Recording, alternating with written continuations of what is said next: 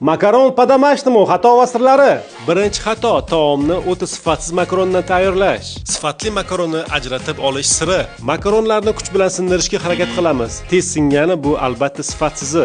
Sifatli makaron vысший sort unlardan tayyorlangan bo'lib, teksturasi juda ham qattiq bo'ladi. Ikkinchi xato makaronni o'zini alohida suvda qaynatib olish. Bu xuddi osh uchun guruchni alohida pishirgandek. Makaronlarni jarkoyni suvda pishirsa mazasi idealniy chiqadi. Jarkoy uchun yog'ni ko'proq quyamiz, ana o'shanda makaronlar bir-biriga yopishib qolmaydi va taomimiz ham quruq chiqmaydi. Men piyozni normadan sal ko'proq ishlataman, sababi qovurilgan piyoz jarkoyni mazasini yanada ochib beradi. Piyozni tilla rangda qovurib olib, go'shtni qo'shamiz va go'shtni seli ketguncha qovuramiz. Kartoshka va sabzi 5 daqiqa qovurilgandan keyin pomidor va tomat qo'shamiz. Bolgarskiy va chesnok qo'shib bir marta aralashtirib, tuz, kashish urug'i, murch berib, suv quyib 10 daqiqa qaynatamiz.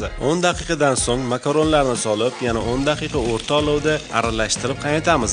Sifatli makaron biroz sekinroq va al dente holatda pishadi, ya'ni qattiqroq dirkillab pishadi. Agarda taomni ozgina sayroq bilan dimlasak, makaronlar yanada yoqimli va sochli chiqadi. Makaronlarni 20 daqiqaga past olovda dimlaymiz, orada 1-2 marta aralashtirib turamiz.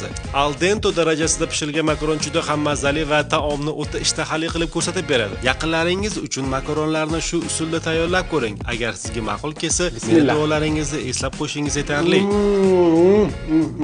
Maltani bilan har qanday taom yanada mazaliroq.